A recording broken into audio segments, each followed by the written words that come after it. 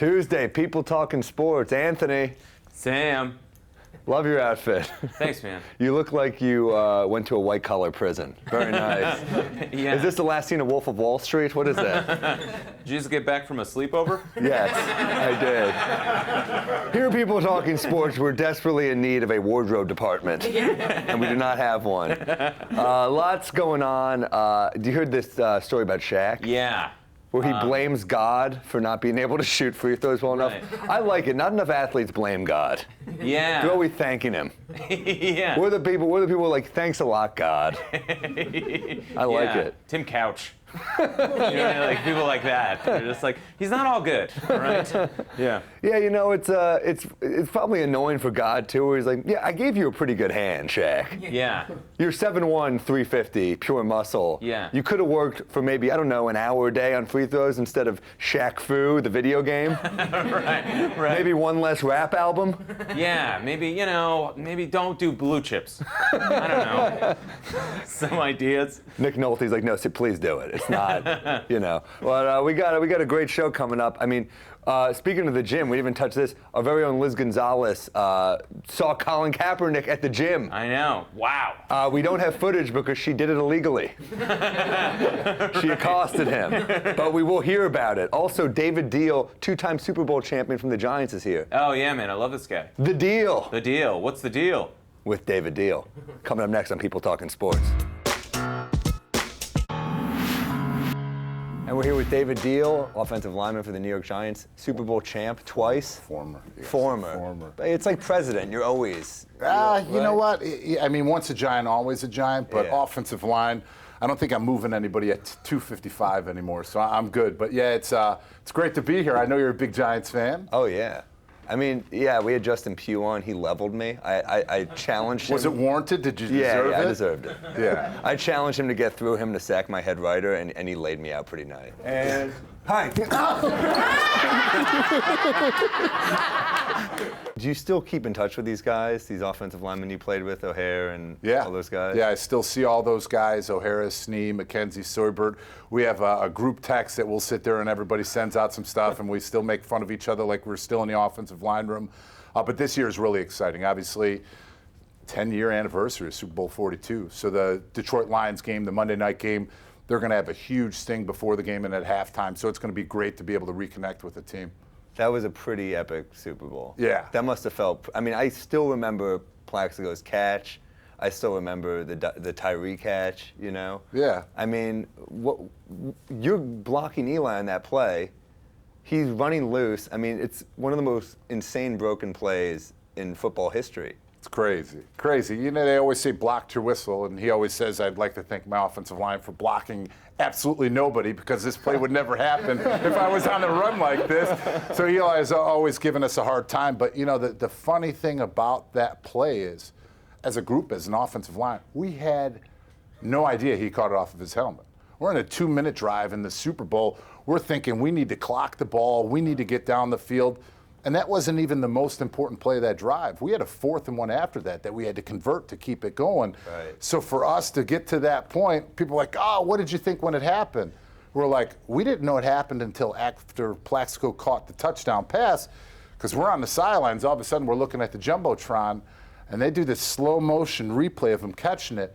We're like, he caught that off of his helmet. We had no idea during the game until after, and we're like, wow. It was just one of those moments that was just mind-blowing. And you played on such a cool offensive line.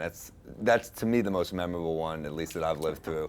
And, you know, Chris Snee is on that offensive line. Was it weird? He married Tom Coughlin's daughter. Yes. Was he ever harder or not as hard on him? Well, his rookie year, he got a lot of grief from the veterans. Let's just say that. What kind of stuff? You know, just talking to him, just like any rookie. But when you're the son-in-law, you're going to get it a little bit more than a lot of the other guys. He would hear that stuff early on, and yeah, there'd be a time in practice which Coach Coughlin would say to people, come on, son, and we're like, hey, you called your son in practice. Like, we joke with him, but it wasn't anything major like that. And like I said, his work ethic, him as a football player, once he came in onto the football field, everybody saw who he was, and nobody cared about any of that stuff. You talk about the teams that we had, the great offensive line.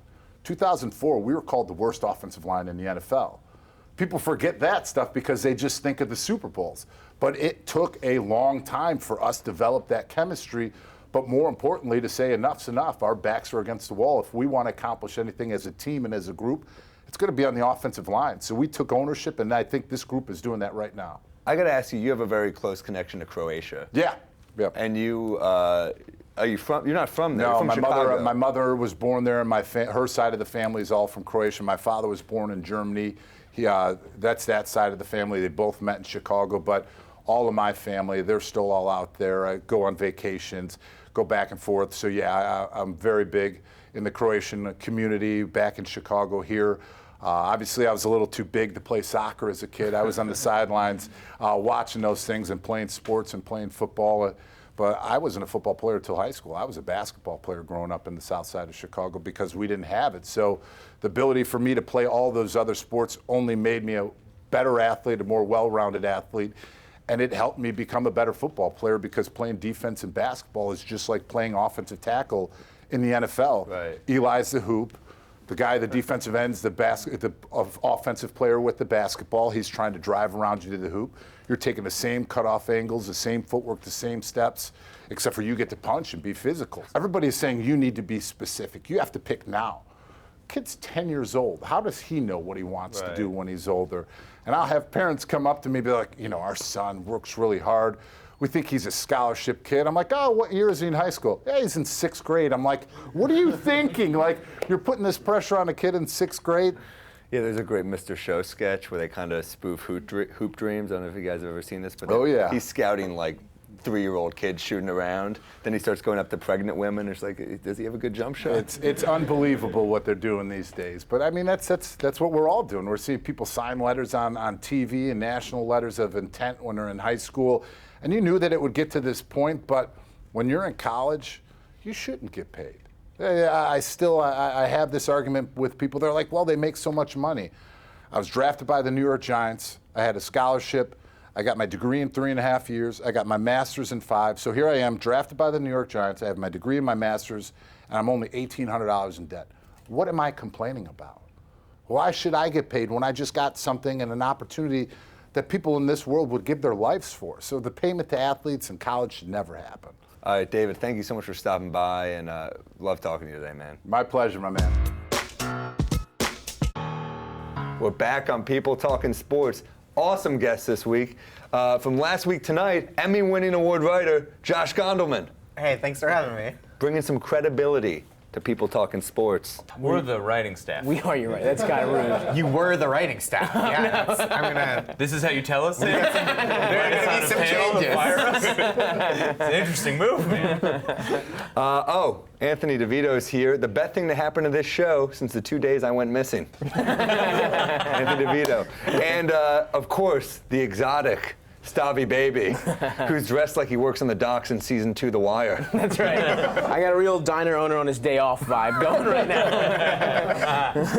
How you doing, sweetheart?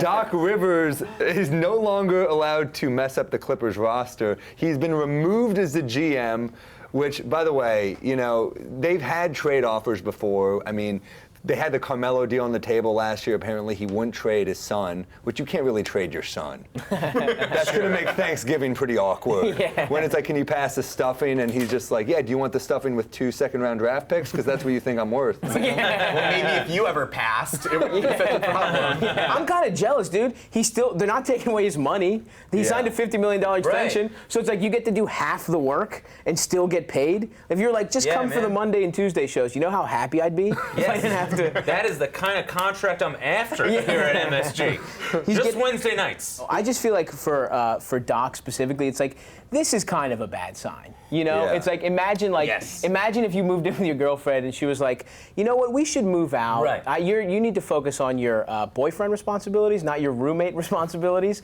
You'd be screwed. There's no way. That's not a good sign. This is the slow roll to getting fired. Exactly. That team really had a shot. The window was closing. Right. And the problem was they just stopped looking like they were having fun. Like, that team never looked like they were having fun. And at a certain point, he assembled that team. Mm-hmm. Yeah. Right. He's the reason Redick was there. He's the reason a lot of those guys were re-signed. So at a certain point, you got to take a look at the mirror, Doc. That was your baby. and that baby ain't going nowhere. No, because he refuses to trade his actual baby. This next one, the dating app Tinder has confirmed that it is in talks with Manchester United about becoming the club's first sleeve sponsor. I think they should put actual Tinder messages on the jersey. Just like down the sleeves, like, hey, then another one, hey, down here. Then like, you're ugly anyway, down here. I don't know. I feel like it's kind of an insult to your fan base, right? It's like, you're watching soccer, you're probably lonely, so we're going to meet you where you live. You're used to not scoring. I feel sorry for the women of Tinder. You know, it's like online dating is hard enough as a woman, but it's like now you're unleashing all these drunk soccer hooligans onto like Tinder. That's horrible. Yeah. It's not going to be the classy British guys. Yeah. It's not going to be like, oh my love, would you like a Chardonnay? Or so, you know, it's like some like it's going to be like Oi, let's meet Oi. yeah, it's some like red-faced goon. You know what I mean? Like Ed Sheeran, but if he was fatter and couldn't sing. Yeah. That's who we're working with Mary here. Poppins rejects. Yeah. We don't usually let him do houses. I don't like the idea that there might be hot, rich soccer millionaires on Tinder now. Right, You know what I mean? yeah. Imagine if Cristiano Ronaldo was on Tinder. It would explode. Yeah. It's unfair. If he's in your area, you're not getting any matches. yeah. You have to like make sure like he keeps dry. You know what I mean? You got to get him out of there. That's how popular this sport is in Europe, where the Tinder is sponsoring them. Like in the MLS, they're like, yeah, we're in talks with Christian Mingle. I don't know if we can pull it off. The Arena Football League's got Craigslist, I think. That's all they have. It's like, That's where they hire their players from. A full audience of people in leather masks. They're like, I'm here to help someone move. Stephon Marbury, former Knick Stephon Marbury, he calls Derrick Rose's Cavs contract a crime. Last year the Knicks got robbed, though. 20 million. He should have been wearing a ski mask every game last season for how hard he robbed us. $20 million. well, first of all, like Derrick Rose, whatever. It is a below market deal for him. Yeah. But like, also you're signing with a contender. You're playing with LeBron. I just don't like that now is when Stephon Marbury worries about. Things being expensive, like that cheap shoe. Are you kidding? Dude, I asked for basketball shoes, and my mom got me Starburys, and I had to like transfer middle schools. I got clowned so bad for showing up with those. Right, he sold $15 sneakers made in China. He knows things about under market value deals, right? Yeah, they didn't even come in a box. They were like in a bin with like a zip tie around them. You know what I mean? You can get DVDs in the same thing. Yeah. I got two lefts. They're like, hey, you got two lefts, man.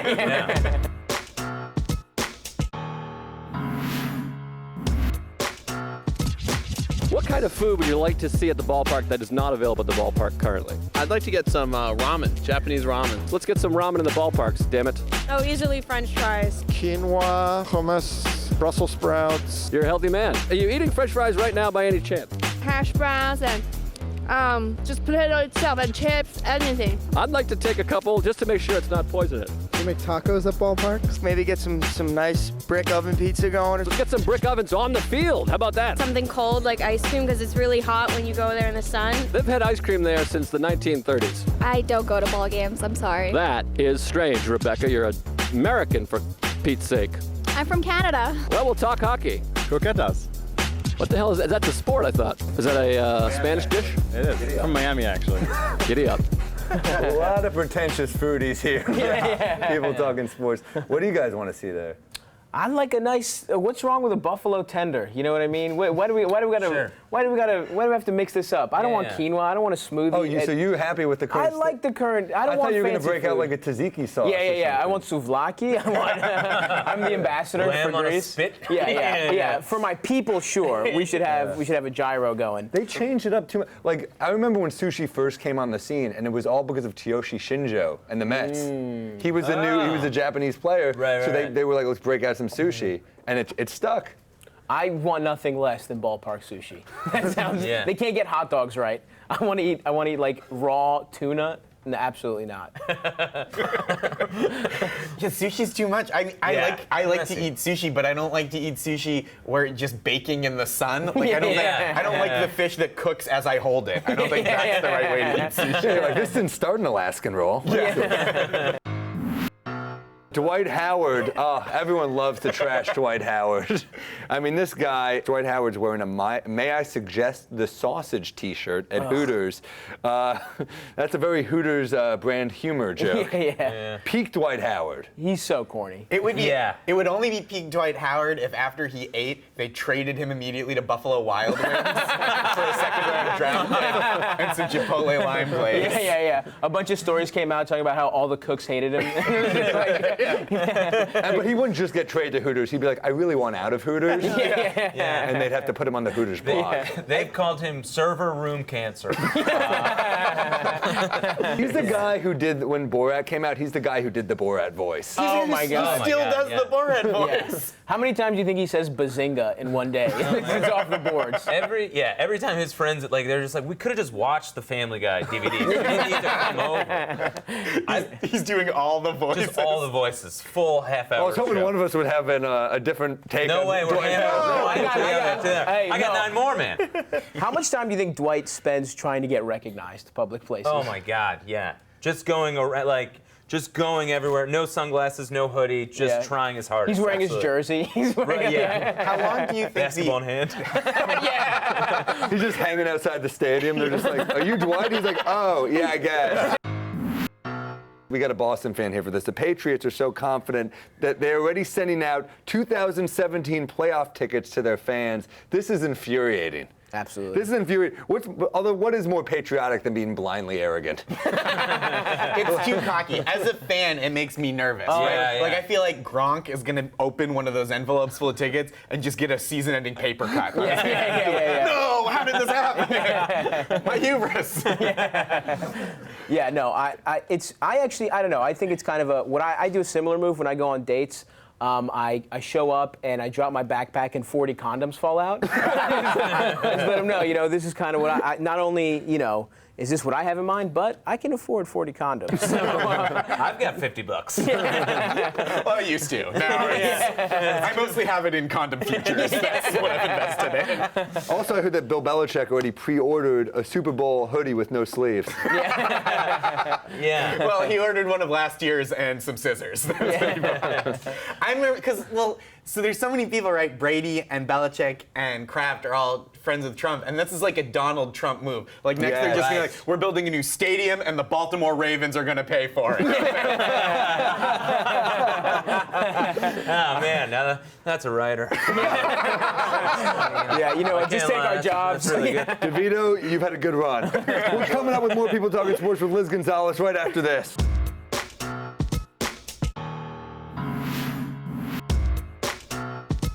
We're back with Liz Gonzalez. Yeah. Talking about the gym earlier today. Yeah. You're making fun of me for that Kaepernick sighting. I was pretty excited about it. Yeah, you stopped him. Yeah, I did. I stopped him. I talked to him. Tried to get the inside scoop as to where he's going. He's definitely not going for the Jets. I can tell you that much. But he's looking good. Yeah. He's football ready. Would you? I would. Would you sign Colin Kaepernick? Sign him. What are we talking about? What would we? Would you go on a date with Colin Kaepernick if he asked? His hair's better than mine. No, you can't go on a date with a guy who has better hair than you. That's like a rule. Standard rule. Liz, do you want to go out? See? I think that's More why reasonable. most girls turn me down. It's why I'm married. My wife's just like, worst hair I can find. We're locking it down. You do get a lot of celebrity sightings. I remember when I first moved here, I was just walking and I was like, wow, that guy looks like a horrible version of Adam Duritz from Counting Crows. And then I got closer and it just was Adam Duritz from Counting Crows. He still has that horrible hair, but he's much fatter now. Yeah, Just post the city Courtney Cox. breaking It was over. Yeah. I saw Samuel L. Jackson near Times Square, and I had just seen the movie Basic the night before, which is like a military movie, it wasn't like a huge hit. And I told him Basic changed my life. And he said, "You are stupid." He said that? Yeah. Swear to God. That's a good one. That's incredible. Wow. All right, so today we're talking about LeBron James. We've been talking about him for a bit now, and I think there's actually a reason why everybody is taking hits on him. I mean, the last week, 4 people, MJ most recently saying that somebody out there by the name of Kobe Bryant is better than LeBron James. Here's what I think. I think what we're watching is basically the beginning of the NBA trying to dethrone him.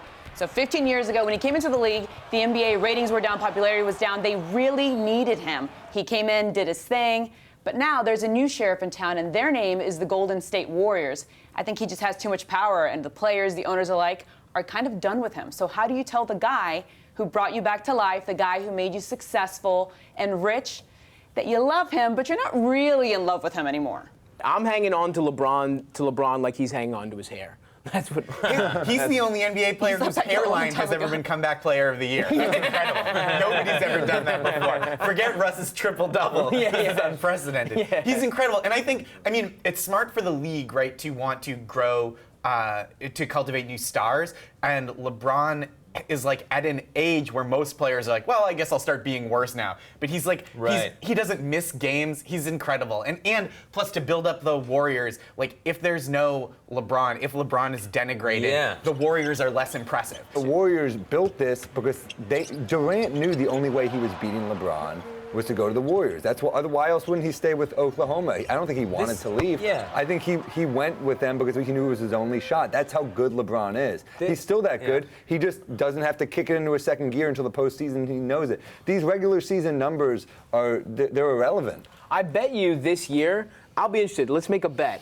You know, because I bet you LeBron finishes top 2 MVP voting. I think he might even win this year because of all the. I think he's in. I'm not going to win a championship mode. I'm checked out. I might go to LA next year and trade Kyrie. I don't care. I want to prove to the league. I think all this slander, all this everyone getting at him is affecting him. And I think we're just going to see LeBron just go Hulk for a whole year. I hope you're right. I just don't think it's true. I think this is the year that it might happen. You know? How can the next chapter be any better than it already has been? He's got nothing to prove in terms of individual statistics. He's already done that. He's already won MVP. But that's exactly why I think now is the perfect time for the NBA.